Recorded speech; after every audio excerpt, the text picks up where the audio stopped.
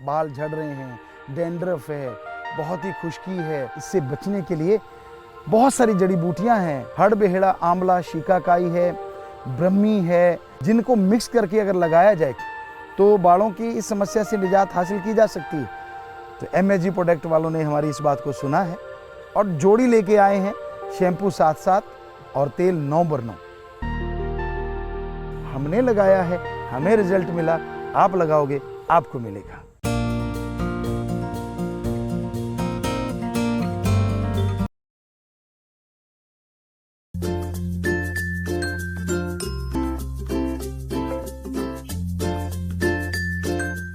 चौरासी भोग जब जन्म मिला तुझे, श्वासों का धन भी दे दिया, सच्चे सौदे में लगाना साथ ये भी कह दिया, सच को छोड़ झूठे सौदे में पूंजी लगाई हिसाब दो।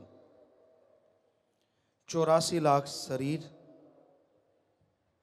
सभी लगभग हिंदू धर्म, सिख धर्म में ये लिखा हुआ मिलता है कि 84 लाख शरीरों में आत्मा जब जाती है तो बिल्कुल लास्ट में ये मनुष्य शरीर मिलता है। आत्मा एक शरीर को छोड़ती है, दूसरे में प्रवेश, उसको छोड़ती है, उससे अगले वाले में। और इस तरह जो आत्माएं सबसे पहले प्रवेश करती हैं वो होता है वृक्ष, पेड़ पौधे, घास फूस, लाखों जोनियां हैं। फिर कीड़े मकोड़े, रेंगने वाले, उसमें लाखों जोनियां हैं। फिर पक्षी हैं, जानवर हैं, आदमी, किन्नर, गंधर्व, तो लास्ट में इंसान का शरीर लास्ट में मिलता है सबसे। और इसमें 5 तत्व पूर्णतः पाए जाते हैं: पृथ्वी, पानी, अग्नि, वायु और आकाश। पेड़ पौधों में एक ही तत्व मेन होता है, वो होता है पानी। आप सरसों का साग सुखा लो छत पे 40-50 किलो, और कुछ दिन में ही आप देखेंगे वो 5-4 किलो रह जाता है, क्योंकि मुख्यतः जो पानी है वो उड़ जाता है। रेंगने वाले जो कीड़े पतंगे होते हैं उनमें हवा और आग ज्यादा पाई जाती है। ज्यादातर में रेगिस्तान में यहाँ पानी का नामो निशान नहीं होता, रेंगने वाले कीट पतंगे मिल जाते हैं। पक्षियों में 3 होते हैं, हवा, पानी, आग। पशुओं में 4 होते हैं। सिर्फ आकाश तत्व सबसे ज्यादा है तो वो मनुष्य शरीर में होता है, जिसकी वजह से सब प्राणियों से आदमी के सोचने समझने की शक्ति ज्यादा है। पर ऐसा क्या काम करता है जो कहा जाए यार धर्मों में लिखा गया, हिंदू, सिख धर्म, इस्लाम धर्म, ईसाई धर्म, बौद्धिस्ट, जैनिज्म, सभी धर्मों में ये लिखा मिलता है, आदमी सर्वश्रेष्ठ, आदमी सर्वोत्तम, आदमी खुद मुख्तियार जून, आदमी सरदार जून। क्या है ऐसा, क्या है? खाता पीता इंसान है, जानवर पक्षी भी। बाल बच्चे इंसान के हैं, वो सब जानवर पक्षियों के भी होते हैं। घर इंसान बनाता है, वो जानवर पक्षी भी कहीं ना कहीं बनाते हैं। और जानवरों के जीते जी मलमूत्र खाद के काम आता है, और मरने के बाद हड्डियां चमड़ा सब काम आ जाता है। जबकि आदमी का मरने के बाद हड्डियां चमड़ा संभालने के लिए जुत्तम पेल होते देखी गई है, और जीते जी गंदगी संभालने के लिए साइंटिस्ट लगे हुए हैं। इतने लोग बढ़ते जा रहे हैं और इतनी गंदगी बढ़ती जा रही है, कैसे, क्या किया जाए? हालांकि इससे भी गैस के सिलेंडर भरे जा सकते हैं, बहुत पहले हमने बोला था, और इसका एक प्रैक्टिकली किया भी था। लेकिन जैसे लोगों को ये पता चला, कुछ प्रैक्टिकल करके देखा कि देखें तो कि भाई अच्छा ये आदमी की गंदगी से भरे हुए गैस के सिलेंडर हैं, कहते इस पे तो नहीं हम रोटी खाएंगे। जबकि पशुओं से बनने वाला गोबर गैस आप देखते हैं, उससे लोग रोटियां सब कुछ बनाते रहते हैं। सो कहने का मतलब इस लिहाज से देखें तो आदमी से जानवर काफी आगे हैं। कई कहते नहीं जी आदमी साइंस में बड़ी तरक्की कर चुका है, नेट मीटिंग हो रही है, आज विदेशों के लोग यहाँ हमारे सामने स्क्रीन पे बैठे हैं, पूरे वर्ल्ड के लोग वो सत्संग देख रहे हैं, हमें सुन रहे हैं, हमें दिख रहे हैं, बात कर लेते हैं। नई टेक्नोलॉजी आई है और नई नई टेक्नोलॉजी बन रही है, सुख सुविधा के साधन, कार, मोटर गाड़ियाँ, हवाई जहाज, कई दिनों का सफ़र कुछ घंटों में तय हो जाता है। वाकई ऐसा जानवर नहीं कर सकते, लेकिन सुख सुविधा के साधन तो सबको नजर आते हैं साइंस के। साइंस में अगर ये कहें कि आज आदमी की वजह से सारी दुनिया बारूद के ढेर पे बैठी है तो गलत नहीं होगा। आदमी ने एटम, अणु, परमाणु, हाइड्रोजन और पता नहीं कौन कौन से बम बनाने की सोच रहा है कि बैठा बटन दबा दूं और बाकी दुनिया तबाह हो जाए। क्या जानवर से ऐसा खतरा हो सकता है? नहीं हो सकता। तो इस लिहाज में भी जानवर ही आगे निकल गया। फिर क्यों लिखा है सारे धार्मिक ग्रंथों में आदमी सर्वश्रेष्ठ? एक ही कारण है, आदमी जीते जी सुप्रीम पावर ओम हरि अल्लाह गॉड खुदा रब वाहिगुरु को देख सकता है और अपने जीते जी गम, दुख, दर्द, चिंता, परेशानियां मिटा सकता है। और ऐसी लज्जत, अगर कहें शराब किसी को अच्छी लगती है, मांस किसी को अच्छा लगता है, इन सब से अरबों खरबों गुना ज्यादा नशा देने वाली लज्जत जो परमानेंट रहती है, वो अमृत, वो आबो हयात, वो लज्जत इंसान ले सकता है, जबकि पशु चाहते हुए भी ऐसा नहीं कर सकते। और अगर आप इंसानों वाला काम नहीं करते तो फिर आप क्या हैं? हर धर्म में लिखा है। सिख धर्म में गुरु साहबानों ने बड़ा जबरदस्त लिखा है कि वाहिगुरु राम के नाम के बिना बोलना, काग की तरह, जैसे कौआ कां कां करता रहता है वैसे बोलना है, गधे की तरह बोझा ढोना है। आप जो भी काम कर रहे हैं, गुरबानी में, पवित्र गुरबानी में लिखा है कि आप गधे की तरह बोझ ढो रहे हैं और सांप की तरह विष घोल रहे हैं। आप जो भी सोचते हैं मालिक के नाम के बिना, बेड़ा ही गर्क करते हैं खुद का, दूसरों का, उसको ऐसे कर दें, साले को बच्चू बना दें, ज़्यादा आगे बढ़ रहा है, ज़्यादा हेंकड़ी झाड़ता है, ऐसे करेंगे वैसे करेंगे। जहर घोलना नहीं तो और क्या है। सांप भी बेचारा घबरा जाता है, इतना जहर तो मेरे में नहीं जितना आज के आदमी में है। किसी जमाने में गिरगिट हुआ करती थी, राजस्थान में तो अब भी है, हमने देखा अपनी आंखों से। वो भी बेचारी आदमी से डर के मारे भाग गई। कहती आदमी, एक दो आदमी आपस में बातें कर रहे हैं और बात करते करते बात करने वाले को लगा कि सामने वाले के तेवर बदल रहे हैं, वहीं रंग बदल जाएगा झट से। इतनी जल्दी तो गिरगिट नहीं रंग बदलती, बेचारी वो चली गई। कहती मेरी क्या जरूरत है, ये बना बनाया दो टांगों वाला गिरगिट है, गिरगिट का भी बाप है। आप सारे नमक नुमक हराम तो छोटे रह गए, ट्रकों के ट्रक नमक खा के लोग नमक हराम हो जाते हैं, गिरगिट की तरह रंग बदल जाते हैं सिर्फ माया रानी की वजह से, माया रानी की वजह से। लिखा तो और भी बहुत कुछ है गुरुओं ने, संतों ने, पर अगर सच्ची बातें सुना दें तो बड़ी गड़बड़ हो जाए। हालांकि हम तो हर सच सुनाते हैं, पर कई ऐसे कड़वे सच हैं, बहुत ही कड़वे, जरूर सुनाएंगे किसी दिन आपको। भाई गुरदास जी ने लिखे हैं बहुत सारे कड़वे सच कि आने वाले टाइम में कलयुग में क्या होगा। जैसे बस क्या बताएं, चलो फिर किसी दिन खुलासा जरूर करेंगे। बातें ऐसी हैं कुछ कि बड़ों बड़ों के पांव से जमीन खिसक जाएगी, जो कि हकीकत में हो रहा है। भक्तों को रोका जाता है, ये भक्ति कर रहे हैं, अच्छा अच्छे काम कर रहे हैं, यार इनको रोको। सारी एजेंसियों की मीटिंग होती है, बड़े बड़े ऑफिसरों की मीटिंग होती है। वो ऑफिसर भी, क्योंकि उन्होंने तो माया रानी के गुण गाने हैं, जो पैसा देगा, जिसकी खाएं बाजरी अरे उसकी भरें हाजरी, बागड़ी में कहते हैं। वो यहाँ से दौलत मिलती है उसी को कहेंगे ना। कहते हाँ भाई ये राम नाम बड़े, अगर यूं ही बढ़ते गए यूं ही बढ़ते गए तो आपकी चारपाई छीन के ले जाएंगे, दूसरे शब्दों में कुर्सी। तो वो तरह तरह के फिर तरीके बताते हैं कि इनको कैसे गिराओगे, कैसे रोकोगे। और कोई जमाना होता था भले काम करने वालों को गोल्ड मेडल मिला करते थे, सोने के तगमे मिला करते थे, लोग उनको नवाजा करते थे कि ये समाज में भले काम करने वाला है। बेहद ज्यादा। तो ये आज घोर कलयुग का समय है। अभी तो सच की कुछ ही बातें कही हैं और इसमें इतना बुरा हाल है। तो भाई यही हकीकत है, लोग बुराई में फंस गए हैं। आवागमन से मुक्ति, जीते जी गम दुख दर्द चिंताओं से मुक्ति, ये तो याद ही नहीं है, ये तो ख्याल में ही नहीं है कि ऐसा करना है। जो मालिक के नाम के बिना है, क्या क्या पदवियां दी हैं गुरुओं ने।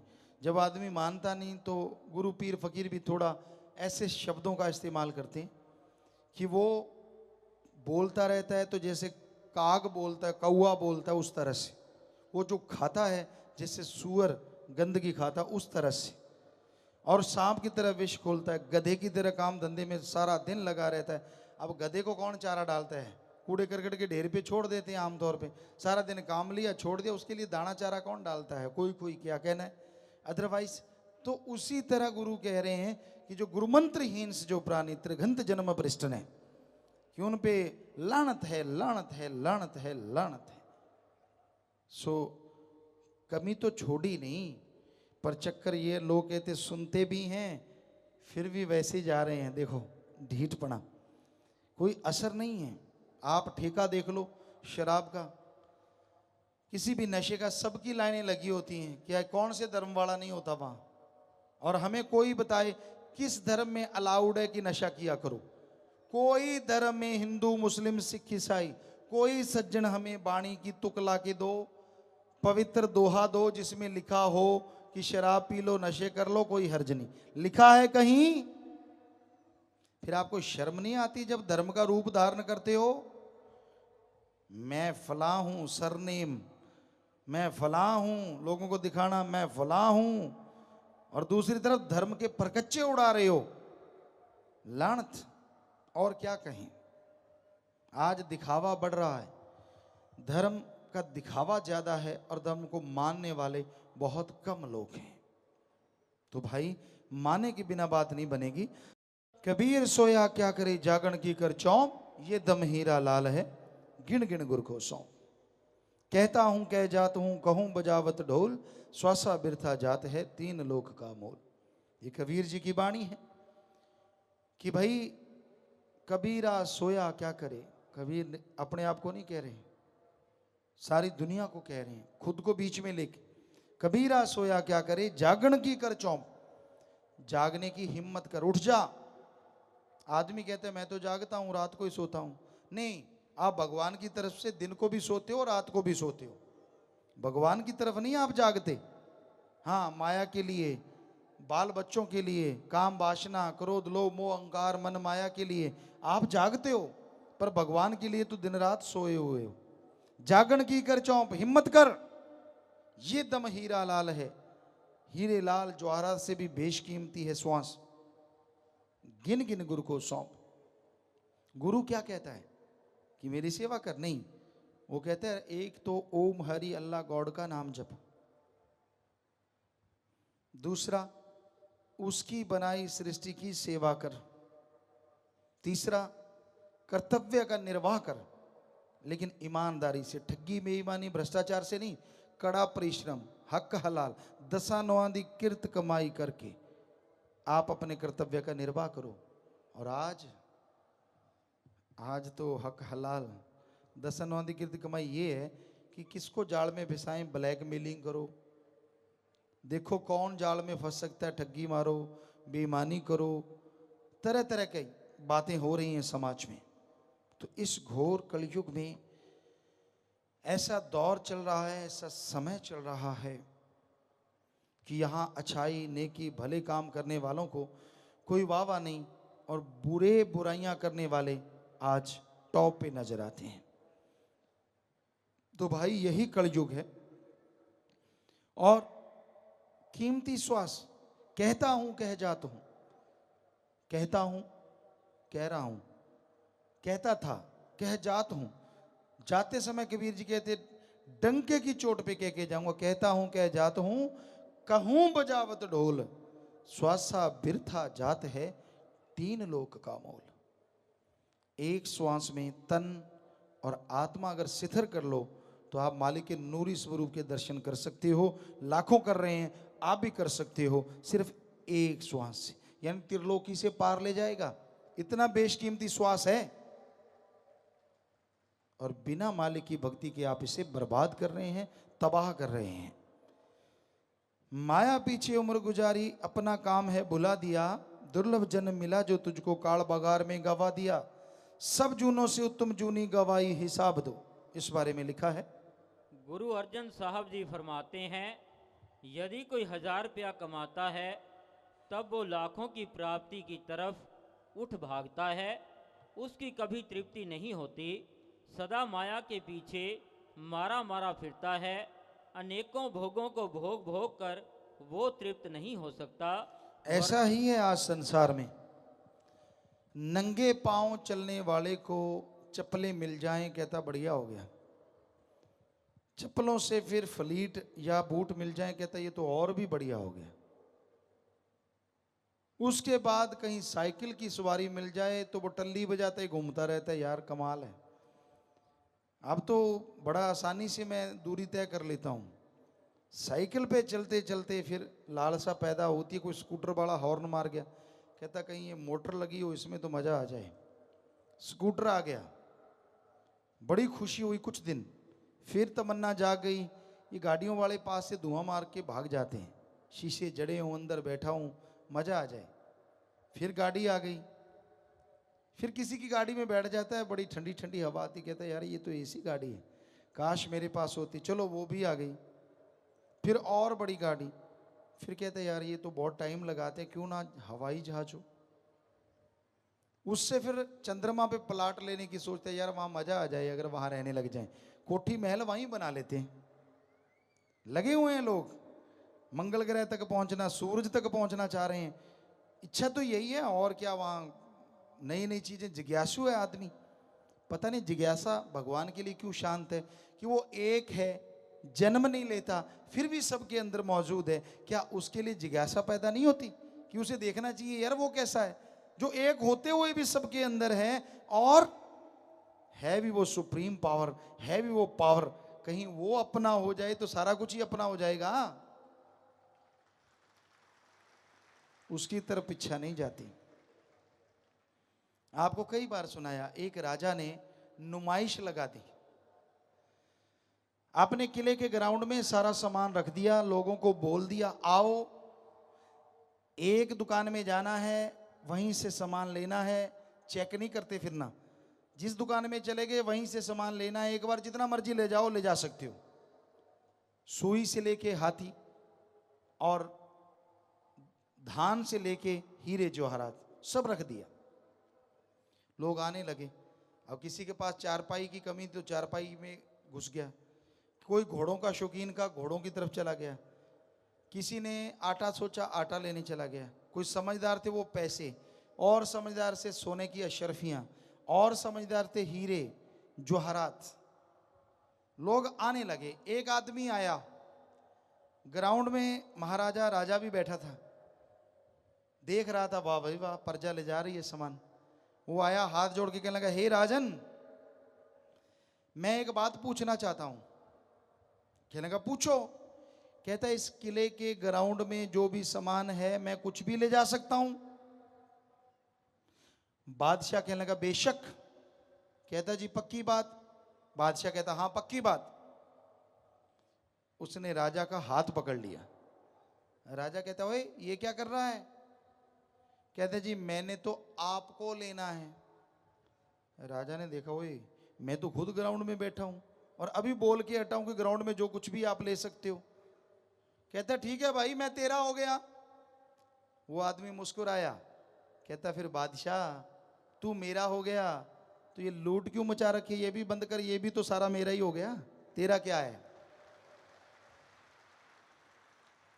तो आदमी को समझ नहीं आती, अगर भगवान ही आपका हो जाए तो बाकी सारा सामान किसने बनाया है? भगवान ने। तो वो तो अपने आप ही आपका हो जाएगा, ना ठगी मारनी पड़े, ना गुंडागर्दी करनी पड़े, ना योजनाएं बनानी पड़े, ना भ्रष्टाचार करना पड़े। क्यों नहीं उसको अपना बना लेते? यही तो धर्मों में पुकार पुकार के लिखा है कि उसे अपना बनाओ जो सारी त्रिलोकियां दोनों जहान का मालिक है, सब कुछ आपका हो जाएगा। पर कहते जी पता नहीं वो कब अपना बनेगा, कहीं उम्र ही ना बीत जाए, इसलिए कहते ठगी चोरी मारते हैं। नहीं नहीं, इतनी उम्र नहीं बीतेगी कलयुग में, बड़ी जल्दी वो आपका हो जाएगा। पर अगर आप उसके बनोगे, पहले उसका बनना पड़ता है, फिर वो आपका होता है, और फिर किसी चीज की अंदर बाहर कमी वो नहीं छोड़ता। और उसको अपना बनाने के लिए सुमरन, भक्ति, इबादत, यानी रास्ता भगवान तक का संत बताते हैं कि ये है रास्ता, चलो भाई मंजिल पे पहुंच जाओगे। अब चलना तो आपको पड़ेगा ना। पुत्रियां पुत्र जाल बिछाया, मोह में अपने फंसा लिया, अंत समय कोई साथ न जाए जब धर्मराज ने बुला लिया। इनके लिए जो तूने उम्र गवाई हिसाब दो।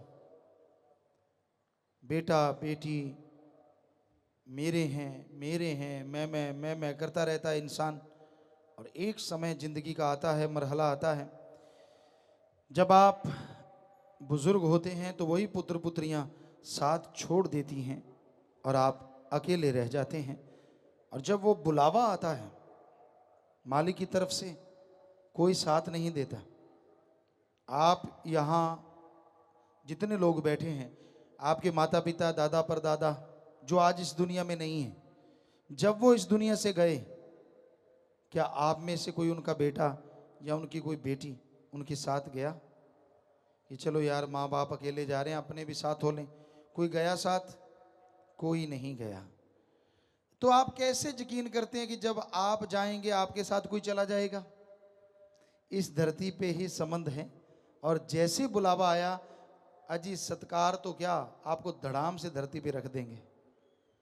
जो बढ़िया कपड़े है उतार के सस्ता सा लट्ठा पहना देंगे, जो सोना चांदी गहने हैं सब उतार लेंगे नहाने के बहाने। ये नहाना और कोई मतलब नहीं है, कपड़े उतारना, गहने गट्टे उतारने का ये एक बहाना है, वरना नहाने को क्या मुर्दे की बारात निकलनी है? सिर्फ इसलिए नहलाया जाता है ताकि अच्छे कपड़े उतर जाएं, उनके अगर अंगूठी वगैरह है वो उतर जाए, घड़ी उतर जाए। हमने बुजुर्गों से पूछा, भाई ये आपने नहलाया, चलो घड़ी क्यों उतार रहे हो? कहते इसमें पानी पड़ जाएगा। पानी पड़ जाएगा, मुर्दे ने क्या टाइम देखना है? पड़ने दो। जब आदमी में पानी पड़ गया तो मुर्दे की घड़ी में पानी पड़ जाएगा तो क्या है? क्या ऐसा होता है? कभी नहीं। सब कुछ पुराने जमाने में तागड़ी पहनते थे बुजुर्ग, यहाँ घुंघरुओं वाली, वो तागड़ी भी तोड़ लेते हैं, मतलब कुछ भी नहीं छोड़ते। तो आप किस चीज़ का मान करते हो? हम ये नहीं कहते कि जीते जी कुछ करना नहीं चाहिए, बाल बच्चे भी होने चाहिए, घर परिवार भी, लेकिन उनके प्यार में फंस के भगवान को ना भूलो जो सब कुछ तोड़ लें, शरीर भी यहां जला दें तो भी आपकी आत्मा के साथ निज धाम तक आपको गोद में बिठा के लेके जाएगा। वो एक ऐसा सच्चा साथी है, उसको ना भूलो इन फालतू की चीजों में पड़ के। और जीते जी भी वो कदम कदम पे रक्षा करेगा। सत्संगियों के आपने चिट्ठियां सुनी, सुनते रहते हैं कैसे कैसे मालिक जाके उनके काम करवाता है, बिगड़े काम बना देता है और बुरे कामों से उनको बचा लेता है। और भीड़ जब उन पे आती है तो कैसे उनकी ढाल बन जाता है। तो उस भगवान को अपना मित्र बना के रखो, सच्चा साथी बना के रखो, आप कभी अकेले नहीं रहेंगे। तो प्यारी साथ संगत जियो, आगे आया, जिस काम को मिली थी पूंजी, काम वो क्यों बुला दिया, ऐश इशरत विषय विकारों में ये जन्म है गवा दिया, कितना धन साथ लाया सब कर दी सफाई हिसाब दो। ऐशो इशरत, लोग कहते हैं खाओ पियो ऐश करो, ये जग मीठा अगला किसने डिठा। कहते यही है सब कुछ, नरक स्वर्ग सब कुछ यही है, फजूल की बातें हैं। यहाँ जो ऐश कर रहा है वो समझो स्वर्ग है नहीं, कुछ दिन की, 4 दिनों की चांदनी फिर अंधेरी रात। पाप कर्म से कुछ दिनों का ऐशो आराम होता है, और फिर जो मार पड़ती है बीमारियों के रूप में, दुख दर्द के रूप में, तकलीफ के रूप में, कुलें तक झेलती रहती हैं और पछताती रहती है, उसको गालियां देती रहती हैं कि हमारे वंश में ऐसा पैदा क्यों हुआ जो राक्षस प्रवृत्ति का बन गया। तो इसलिए भाई ऐशो इशरत यानी सुख सुविधा के साधन आप मेहनत से, हिम्मत से जुटा सकते हैं, जुटाओ, कोई रोकता नहीं है। पर किसी का हक मार के कभी ना खाओ। किसी के मुंह का निवाड़ा छीन के अपने मुंह में डालोगे, वो हरी रस अमृत नहीं, धीमा जहर बन जाएगा और आपको और आपके बच्चों को हमेशा तड़फाता रहेगा, दुखी करता रहेगा। इसलिए हम आप किसी चीज के विरुद्ध नहीं है। गाड़ियां बना लो, अच्छे कपड़े पहन लो, मेहनत करो, पर शारीरिक मेहनत, दिमागी मेहनत, अच्छे कर्मों में मेहनत। क्योंकि कोई ये ना कह दे जी ठगी मारने में भी मेहनत करनी पड़ती है दिमाग की। नहीं, बुरे कर्मों में नहीं, अच्छे कर्मों में दिमाग की मेहनत, शरीर की मेहनत करके कमाओ। उससे जो भी आएगा, जितना भी आएगा, आपके और आपके परिवार के लिए खुशियां लेके आएगा।